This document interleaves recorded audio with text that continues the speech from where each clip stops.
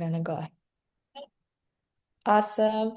Hi, Toby. My name is Nina Sved. I'm the head of marketing at LAAIMPA, and I am the one who conducts these interviews. I would like to congratulate you on winning Best Short Film. This is truly awesome. Oh, thank you so much. It's an honor. Lovely to meet you as well, Nina. Thank you Yeah, so it was a much. really lovely surprise and some good news. Yeah, it seems really cool. Thank you. Beautiful. Happy to hear that. What did this film, Bones of You, is that hmm correct? Mm-hmm. That's right. You is in the tree. Yeah. Right, right. What did Bones of You mean for you personally as a storyteller? Oh God, so much. It was probably like the most profound like realization of what you can do now in this wonderful world of AI, the golden age. So to put it in perspective, I started making it January last year. Oh, wow. And this is when the tools just got good enough. And I'd always been tinkering around with all these AI tools. I was like, oh, one day they'll get to a point where I can make something I can really, make the cinematic epic with. And yeah, once they got that good, I was like, oh my God, there's a story I've always wanted to tell, but I've never had the budget as a independent filmmaker or someone that's done guerrilla filmmaking all my life, um, which is like making a film anyhow, anyway. And now AI tools here, I can make a film with that. And I just really went for it. And my background is VFX, volumetric capture. Mhm. So I always saw that there was a use case for volumetric scanning. For people that don't know, it's like 360 filming of people, and typically you reconstruct it into a 3D asset using video games. But I previously worked at a company called Synthesia, which do AI avatars, and I was leading a research team on data Oh, collection wow. and data training. And I thought, wow, this has been really cool for making avatars for them, but how can I apply this to, making fun creative projects? So both of you was two things. It was like a massive realization, a story I really wanted to tell, but also a way I was going to go, okay, I want to test this new tech. I want to test this tech around a company I want to form, which is scanning a real life person, putting it into AI, as well as telling a story. So the main character that we have in it is recreated from a 3D scan. And this was back before the time of Nana Banana and Sea Dream and really good reference inference. So we had to make it all with our own LoRa's, and it was a very long process. It was taking maybe 3 hours to get a perfect shot that had Matt's likeness, whereas now it probably take you about 3 minutes, which is great. But all of that data that we captured over 2 days of him and his movements and everything else, we've been using it to iterate Mhm. and move forward into expanding Bones of View behind the scenes because I want to really zoom in on that story and tell more of it. And having that really good source data and applying it to these new tools as they come out is so invaluable. I can't tell you. So that's it, kind of from top to bottom, a very sort of technical pursuit as well as a creative one. And I've always loved medieval storytelling, especially the Battle of Cressy. So yeah, Uh, hope that made sense. well, going back off what you just mentioned about the main character, training a custom Laura on a real actor is rare. Hmm. I'm not sure I have conducted an interview with anybody who mentioned it in particular. I might be wrong, but as far as I remember, no. How did this change your approach to performance? Yes. Hmm. Yeah. So, as far as I'm aware, we were the first to do it. We don't Hmm. really shout about putting the first actor into AI because I haven't seen it anywhere else, and I'd hate to be wrong and sort of plant my flag in that way. But I'm pretty sure we're the first to do it. Um, People would have done it in tests, but not put it into a film. But yeah, it was a process of put him in a 3D rig, and you can look at the information on all this. I put it on the Exolink website, which is my company, and the making of. We scanned him lots of images and lots of videos, and then we did a day out in the field with a real archery teacher, teaching him the correct movement of archery because it's such a specific movement with longbows. I knew this before, but I didn't know just how complex. I'm obsessed with longbow ever since starting the film. I've taken it up as a sport. But anyway, she was teaching us that yeah, you've got to like place it against your cheek like so. Uh-huh. And AI was terrible at fingers at the time, and it still is quite bad. So we had to. teach it along those lines. And the first iteration of Bones of You, I think the one that you saw was the remaster. There was still some problems with the bow, but it was still a good story, so people were happy. I think I was only the person that was really looking at the technicals. I wanted it to be perfect Mhm. and update it with the new tools. That's why I did the remaster. But yeah, it was a whole process of like just wanting to pay attention to that detail and just show, that extra work that you can put in behind the scenes with an AI film. Because so many people think it's just sitting down at a laptop and typing in prompts. Right. That'll get you 90% of the way there, but it's that last 10% where you can really get those details by going out and doing the work in the field is where you can really shine with a film. You're People, totally right about the fingers moment. mm. The other day I was reading a meme, and it's a little bit off topic, but Go on. it was about whenever you are going out to party and you know you're gonna do something crazy, people are starting to wear like an Right. extra thumb or an extra finger just so Yep. they can say it's gonna be that With image AI, is AI yeah. generated. I've seen So, these. You can buy them. yeah. Yeah. Little tricks for our viewers. I did Yes. not say anything. You had an extra finger on when you said that, right? Yeah, yeah, yeah, exactly. Wasn't me. Yeah. No, Next question was quite curious to me. Why was it essential to tell this story through a pagan peasant and not mm. king or knight, how we usually are used to seeing? Yeah. Yeah, I suppose. I think with like medieval storytelling, it's always the grand picture, and it's Mhm. it's always told as who was making the decision at the time, and aren't they fantastic for making that decision? And they were great stories, don't get me wrong, but like I really wanted to tell it through the peasants' perspective because they're the reason why the Battle of Crecy went in England's favor. It was the first time longbows were really kind of brought to the battlefield and were Mhm. devastating. They're just so powerful they could pierce plate armor. There's studies around it today where they're like, oh, can it or can't it? But they either could pierce plate armor or there was such a volume of arrows that it would just stop a cavalry charge in its tracks. But I hope it comes across in the film. But yeah, the English were really outnumbered and the knights rode at them and they were 100% guaranteed that the Knights were just going to win, but Mhm. they got close enough and they just plastered them with arrows. It's all down to that. And the only people that could fire a longbow were the peasants because they're out in the fields, they're the strong people that can do it. It's a very specific technique. It's all in the back. People always think of like archeries and fantasy films as being like Legolas, very thin, but they're actually the Mhm. strongest people on the battlefield. They had like amazing back muscles. And to put it into perspective, like people struggle to pull an 80-pound longbow today. I've got a 60-pound longbow and I'm Wow. very strong, I'll tell you that much. Um, but they were pulling 140, just double. Whoa. And I tried someone's 100-pound bow the other day, couldn't get it past like the first What's the bit. lightest one for me? You can get like 26-pound bows, which are usually Fingers okay. crossed. I can. Yeah. There's a bow for everyone. It's good. But point being, I was like, oh, I really want to show it as yeah, peasants against nobility. And I kind of liked working in the angle of like the religious stuff because there's a real semblance of the yew tree in English history.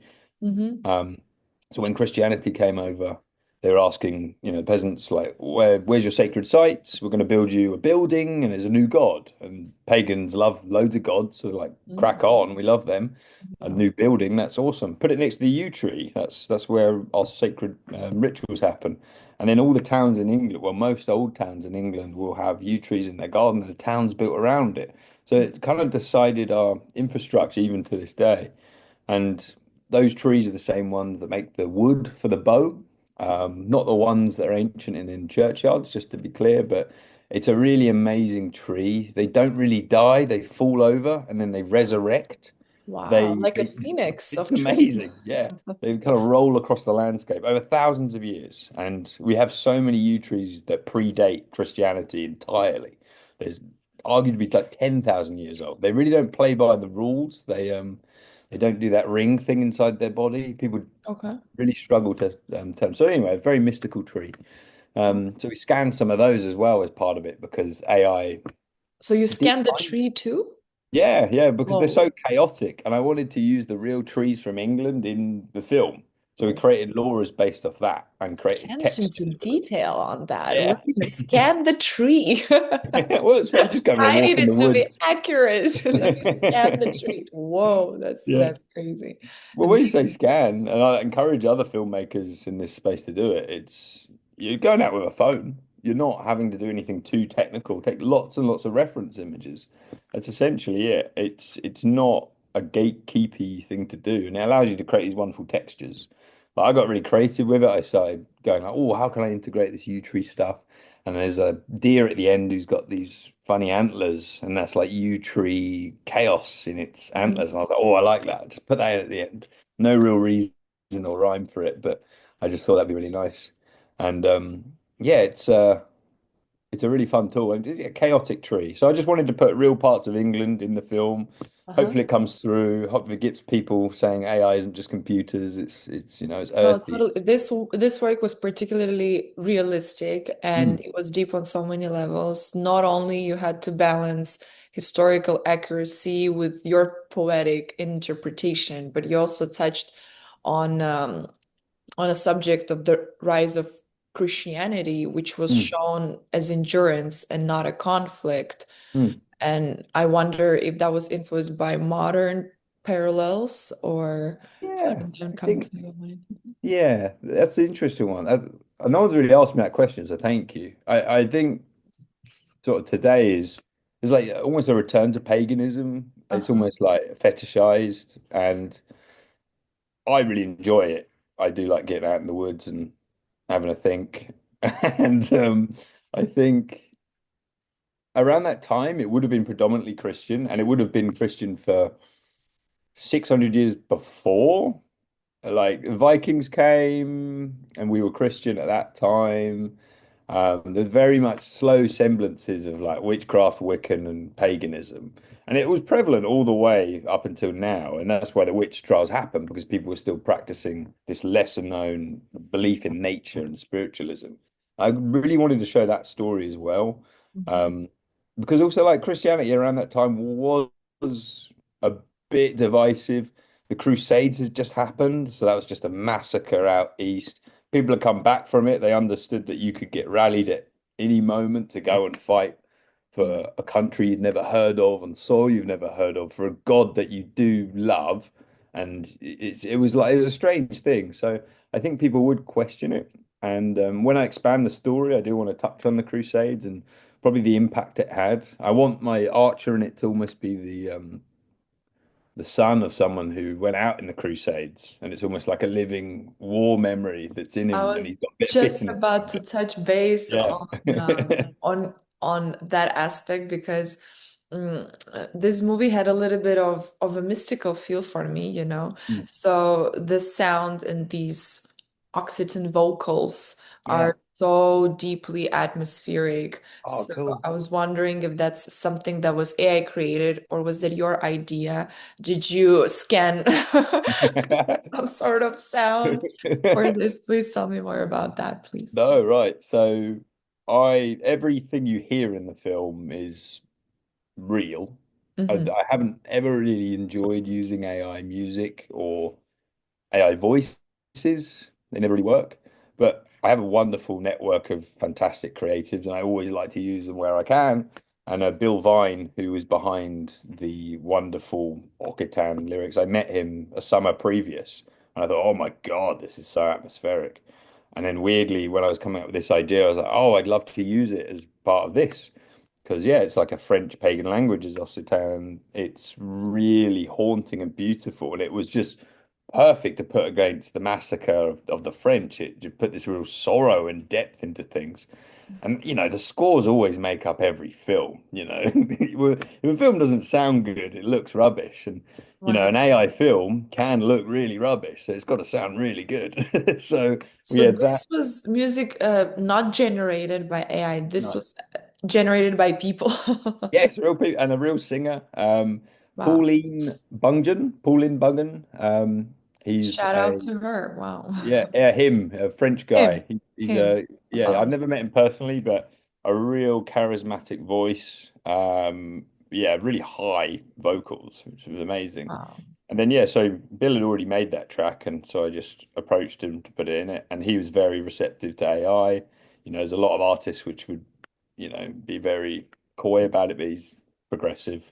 And I've got another friend, Jordan Hudson, who did the rest of the score, and he used, appropriate instruments, and he used his own vocals and started like pumping in words. He makes it a very spiritual process. So the teaming of those two fantastic friends made the film sound really good. It's And a yeah, as I village. expand it, they're It's a coming with me. village, and the result is amazing, Oh, absolutely thank you. stunning.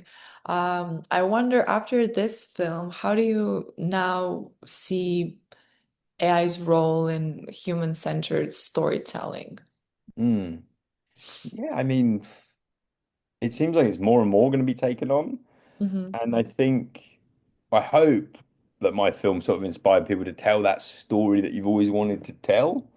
I think when you're making a film with AI, your intention is probably the most important thing. It's like, from everything about it, it's like, why am I going to make this? How am I going to make this? Hmm. Because there's always this thing of like, well, can you employ people to make this? Do you have a budget to do it? Do it in the right way. If someone's got a story they really want to tell and they're from like a country which doesn't have access to infrastructure or budget, and now they can just, get a small amount of funds together and create something which is a story no one's ever heard of. This is the true sort of diversity and the gates opening of film that it's always been waiting for. You don't require a studio to give you a green light to say like, yeah, we're going to represent you. We'll do that for you. It's that horrible that power dynamics change. It's like you just do it for yourself now. If you want your story to be heard and you're diverse to be heard, you do it for yourself. There's nothing stopping you. Get some scraps together, get some money together, go for it. So I think it's going to be amazing in the next 2 years. I've been looking for films which really sort of bang in terms of a country I don't know much about, telling a story that's really amazing to them. I really want to see more of those. That's what I'm really kind of championing right now and this year. And I've got a film coming out February. I've got a trailer dropping tomorrow. I'm very excited. But it's Wow. someone that Looking forward to that submission. oh yes, Absolutely. absolutely. Yeah, it's default submitted. Yeah, I'll hit you up about that. But yeah, it's all about Assyrian history. And strangely, Mhm. someone reached out to me after seeing Bones of You and said, "Wow, that was really cool. I love what you told about your history. Can you tell something about Assyrian history?" And I said, "I don't know much about Assyrian history." And he's like, "That's the point. Will you help me tell it?" And then, yeah, we got some really cool stuff. It was all surrounding a Wow. football team. We scanned the whole football team. We put them in the film. Yeah, it was cool. Wow, Yeah, definitely looking forward to this. And on yeah. this, creative and inspiring note, I would like to thank you for being so specific about your work, for taking the time, for inspiring creators that are just starting their journey, and for taking the time to be here with me today and share a little bit about your piece. Thank you so much. Oh, thanks, Nina. Yeah, really lovely talking to you. I think you brought the best out of me with your questions. I've never Yeah. had such a good interview. So thank you. So glad to hear that. Thank you so much. And we look forward to your next submission in February. Okay. Yes, it's coming. Awesome. Thanks. Awesome. Thank you Speak so much. soon. Have a wonderful day. You too. Bye bye. Bye bye.